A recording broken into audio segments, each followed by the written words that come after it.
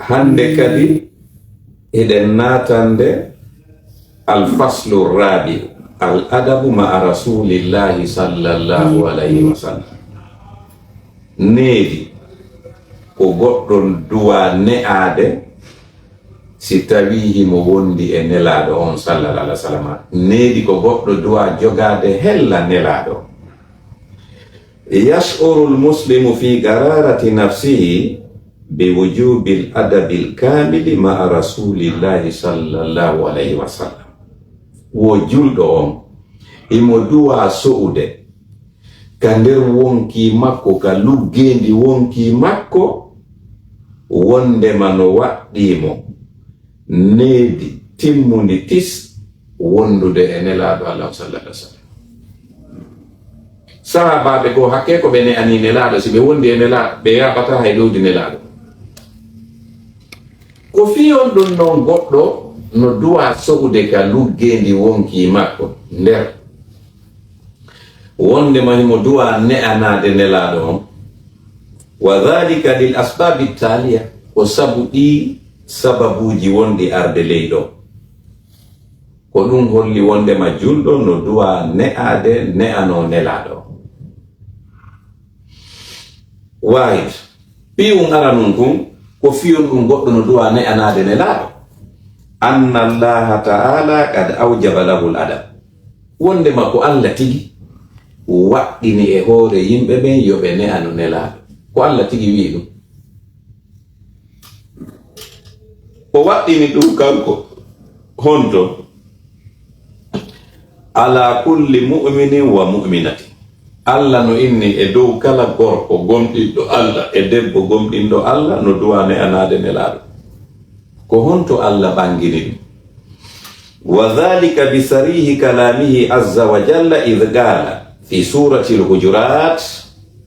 ya ayyuhalladhina amanu la tuqaddimu bayna yaday Allahi wa rasulihi. Ko aya wonto ka suratul hujurat ko don Allah bangini wondema juldo woni gorko woni debbo ida duwa ne'anade nelaɗo. Aya on ko do wi Allah dali ya ayyuhalladhina amanu, ko non yo gomɗimɓe Allah jokki nelaɗo. Gomɗimɓe ɓen ko gorko o debbo o inni ɓe hon ɗum la tuqaddimu, wota on adinti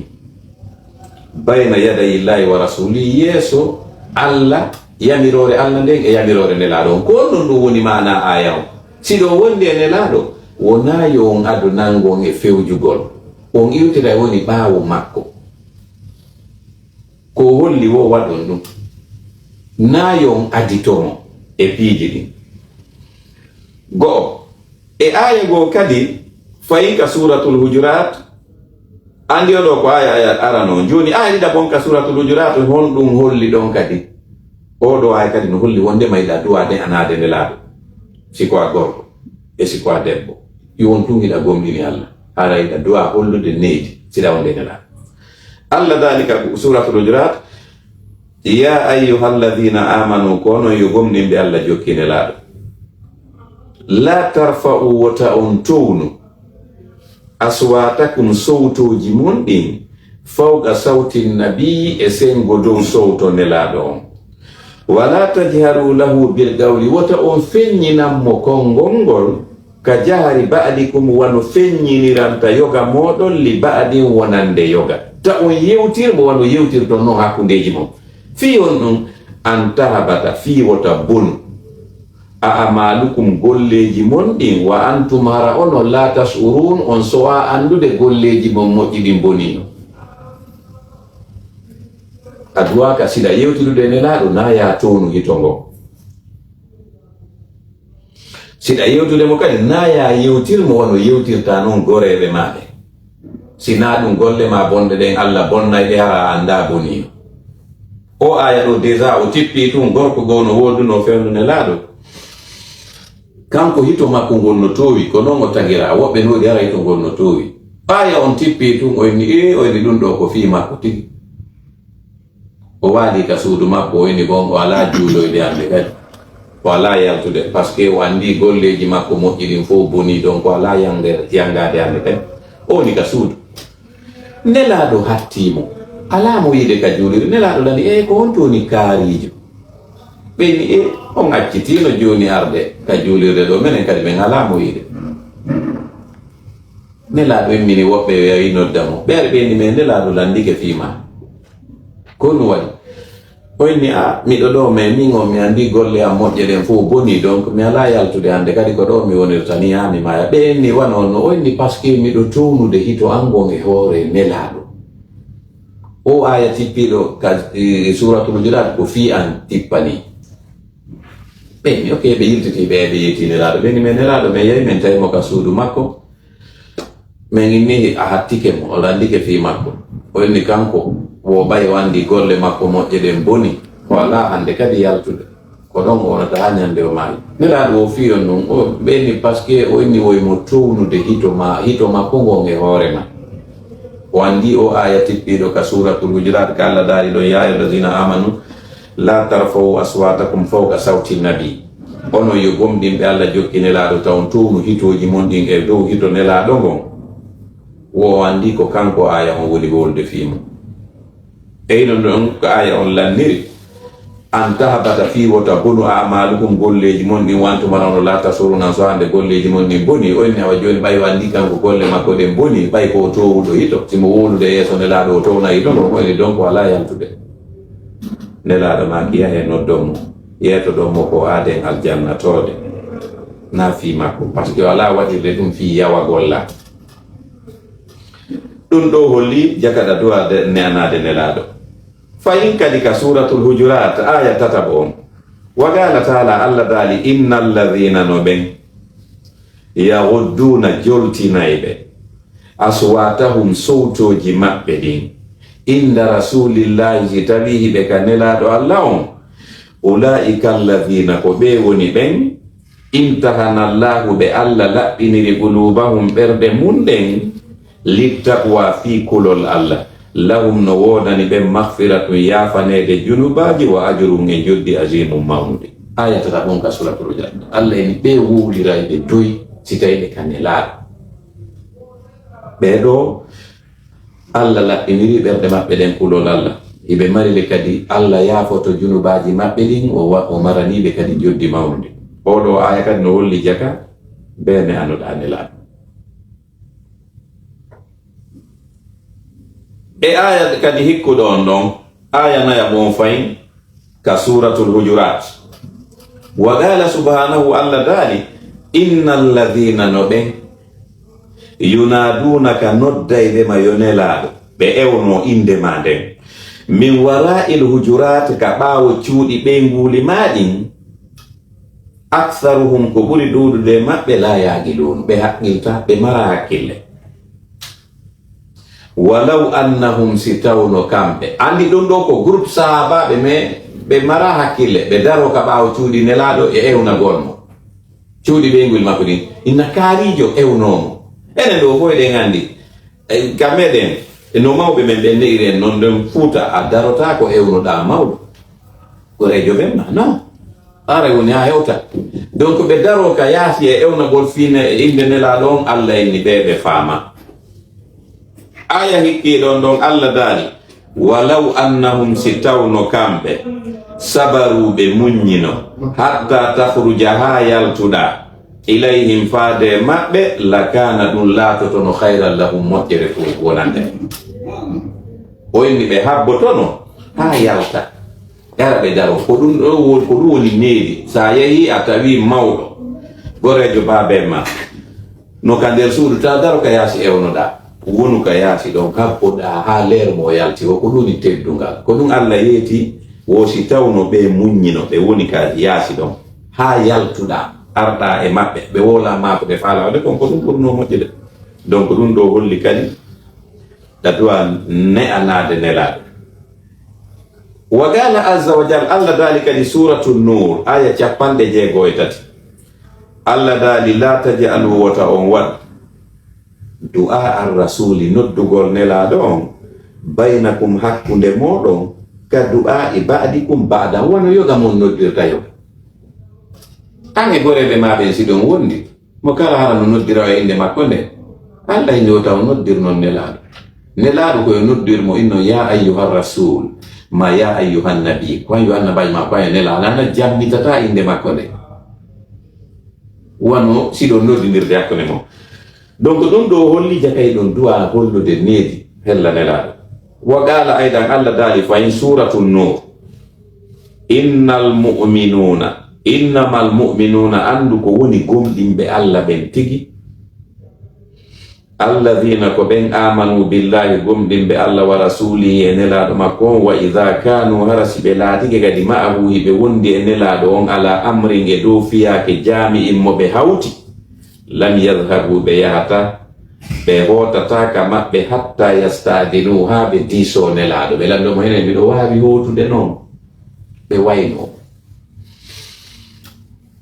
ɗum ɗo kadi holli jakada duwane anade nelaɗo wa qala subhanahu allah dali kadi innal ladhina no ɓen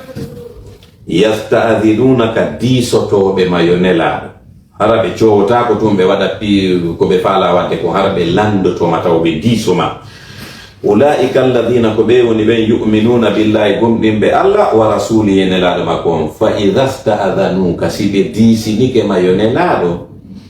li ba'di sha'nihim fi yoga e fiyakuji maɓɓe fa'adhan dungano c'est à dire newna liman sha'ata minhu kala mo faalaɗa newnangol e maɓɓe ɗum ɗo kadi o lijaka oɗo ina o n'importe qui e hellama par ce que siɗa faala wadde ko ɗum koya dison ɗum wolli kadi woreɗa ɗo a ko respectude wa qala azza wa jalla allah daali kadi fayin e suratul mujadala ko holli wonde may julɓe ɓen no dowa respectude nelaɗo allah daali ya ayyuha alladhina kono yo ɓen amanu gomɗinɓe idha najaytumu rasula son faalama gundagol nelaɗo on faqaddimu ardine taw adintine bayna yaday najwakum yeeso cewndi mon ɗin sadakatan sadaka dhalika ko ɗum hayrun lakum ɓuri o moƴƴande wa athar ko ɗum ɓura taw laɓɓinde fa in lam tajidu son heɓaali sadaka ko itton noon si sowndo ɗon nelaɗo fa inna allah no allah gafurun ko yakoto raymu yomeɗeɗo ko firɗum o aya ɗo tippani ko par ce que ari ɓe tampini nelaɗo mo kala rayna nelaɗo rabbi mi sowndoma ɗo goɗɗum oya kadi pooɗamo sowndomo oya pooɗa sowndomo oya tawi kewndiri ɗuɗi allah ene oke o tippini aya o waɗi wallini législation wallini saria o inni kala faalaɗo hande kadi sowndagol nelaɗo a ukkaygo taw ka jiifa a itta e taw sadaka jurna miskino après noon si ara sowndoɗa nelaɗo tawi ko ɗum woni législation hakke ko tagaɗo añi ittugol ulama u tafsir firaɓe ɓuran me meni o aya ɗo ɓay tippike woni leer goto hay goto sowndaki nelaɗo par ce que goto faalaka ɓay joni ɓe inni exigama sa sowndotomo probléme ala ar sowndoɗa mais a itta e taw sadaka junna goɗɗo noon si ara sowndoɗa nelaɗo woni leer goto goɗɗo sowdaki nelaɗo allah tippin ɗon oke fa in lam tajidu si tawi on heɓani ko itton sadaka fa inna allah no allah gafurun ko yafotoɗo raymu yurmeteɗo donc ɗum ɗo kadi holli ka suratul mujadala goɗɗo dowa respectude nelaɗo ok ɗiɗi on kadi isnayi ko holli wonde mayɗa duwa ne anade nelaɗo anna allaha ta'ala gad farada ala almu'minina ta'atahu wa awjaba mahabbatahu fagala ya ayyuha alladhina amanu atiu llaha wa atiu rasula ka suratu muhammad ko allah tigi farli e dow gomninɓe ɓen ɗoftagol nelaɗo ha lanna yiɗamo kadi par ce que ko ɗum o daali ka suratu muhammad o ni ya ayyuha alladhina amanu kono yo gomninɓe allah jokki nelaɗo atiu llaha ɗofte allah wa atiu rasula ɗofta ɗon kadi nelaɗo suratu nur wa qala o daali kadi falyahzar yo rento alladhina ɓen yukhalifuna lundotoɓe an amrihi yamirore nelaɗo on an tusibahum fi wata heɓuɓe fitnatun jarrabuye aw yusibahum ma heɓaɓe adabu letti alimu musre o aya ɗo kadi holli ɓay allah ini onon ɓe wonɓe lundade nelaɗo waɗe attention nde wattane hakke rene par ce que no gasa lette musuɗe ma probléme sattuɗo heɓa on fii tun ko on ɗo lundade kon nelaɗo ɗum ɗo kadi holli jaga nelaɗo no dowa ne anede e suratul hasri kadi allah daali ɗon aya wa qala subhanahu wa ma atakumur rasulu kala ko nelaɗo on addani o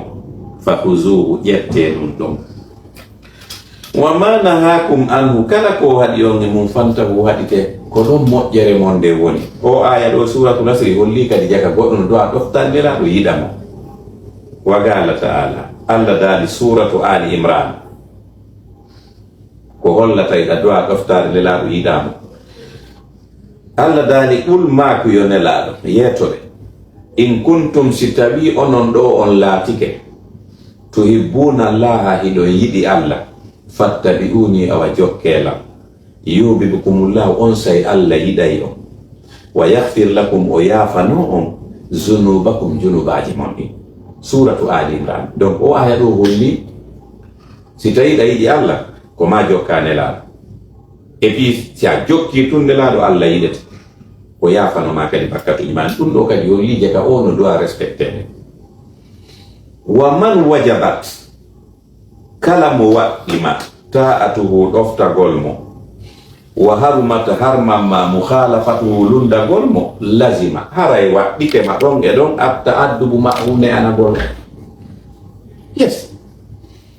fi jami'il ahwali de nangal alhaliji maɗin kala mo Allah inni ko obligatoire ya ɗoftomo, o inni kadi ko interdit ya lundomo, haray oɗo waɗɗike ma ɗon e ɗon ne'anagol mo. Yes, no waywa hakkunde ma e ɓero ma e benma. ɓay tun no waɗɗima ɗoftagol ɓe, no harmanma lundagol ɓe, alors ko ɗon waɗɗima kedi ne'anagol ɓe. Salasa tati on, anna Allaha azza wa jalla hakkamahu fa ja'alahu imaman wa hakima. Ko fiyon no watta ida doa mo respectude ko parce que ko Allah tigi lamminimo waɗi mo yeesojo. Honno Allah waɗiri mo yeesojo, waɗi mo hoorejo lamɗo. Qala ta'ala, Allah daali inna no menen anzalna men tippini ilayka faade maɗa alkitaba deftere nden bil haqi e hoore gonga fi on ɗum littahkuma fiya ñawirde baynan nasi hakkunde yimɓe ɓen, fiya wonu juge ñawira hon ɗum bima araka Allah, konko Allah andima. Go ko Allah inni yo wonu ñawowo par ce que ko ɗo jippidani deftere nden. Wa qala Allah daali kadi suratul Maida, wa anihikum ñawir yo nelaɗo baynahum hakkunde maɓɓe bima anzalallahu, konko Allah tippini, wala tattabi wota jokkude ka ñawore ahwa ahum beleɗe maɓɓe ɗen ko welataɓe kon. Wa qala Allah daali suratul Nisa, fala wa rabbika, mi wondiri jeyɗo ma on yo nelaɗo, la yu'minun, ɓe yimɓe gomɗinta, hatta yuhakkimuka ha ɓe ñawinoka maɗa, fima shajara e konko jilɓi, baynahum hakkunde maɓɓe, summa refti la yajidu hara ɓe heɓata, fi anfusihim ka nder wonkiji maɓɓe, harajan ɓittede, mimma gadayta fi konko ñawanɗaɓe, wa yusallimu ɓe jebbilo tasliman hattirde e jebbilago, tanke ɗum waɗali haray ɓe gomɗinali. Wa qala Allah daali kadi suratul Ahzab, laqad kana lakum gomɗi laatanike on fi rasulillahi e o nelaɗo Allah uswatu ñentinal hasanatu moƴƴungal, ko nelaɗo woni role model ñembinteɗo e piiji ɗin, liman kana wonande on laatiɗo yarjullahi mo jorti hawroygol e Allah ka dargal wal yawmal akhira ñalande sakkitirde. Kala anduɗo si o maayi o mintinte awa yo ñemdi nelaɗo. Watta'addubu ma'al imami wal hakimi tufriduhu shara'iu wa tugarriruhu al-uqulu wa yahkumu bihi al-mantiqu salim. Wo ne'anagol yeesojo on, ne'anagol lanɗo on ko sariya on tigi farli ɗum,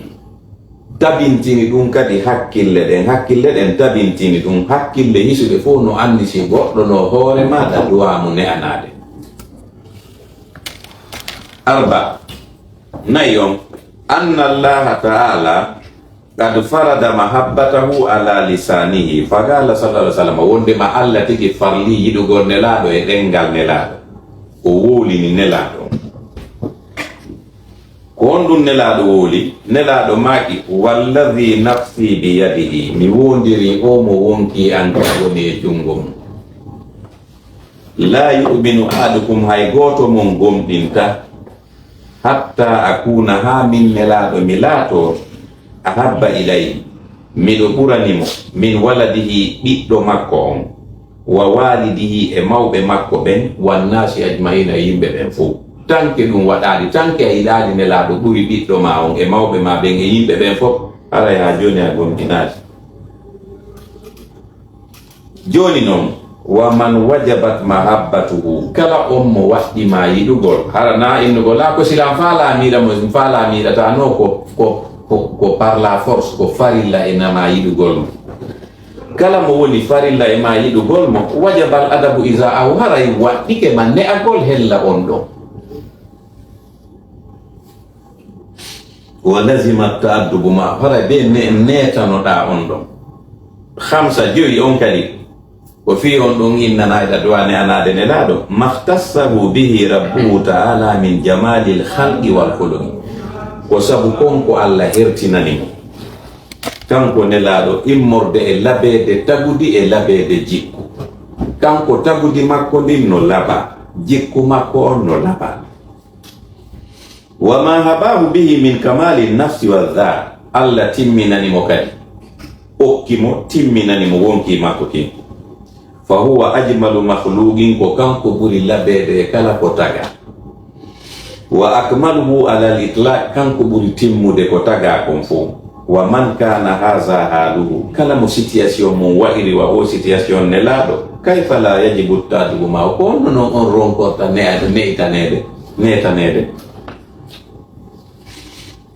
هذه بعض موجبات الأدب معه صلى الله عليه وسلم وخيرها كثير ɗum ɗo ɗiɗi ɗe ayeje ɗe janguɗen ɗo ko yoga tun e ayeje o hollude wondema no waɗɗima an julɗo on netanagol nelaɗo no woodi noon ton kadi ade hadisjeji boy e ayeje ɓuy kadi harnaɗe ɗo walakin kono noon kayfa yakunu ladab joni noon ko honno ne orantoɗa nelaɗo honno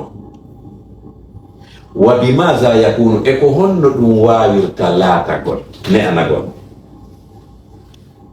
ko honno ne orantoɗa nelaɗo go e ko honno ɗum gerdete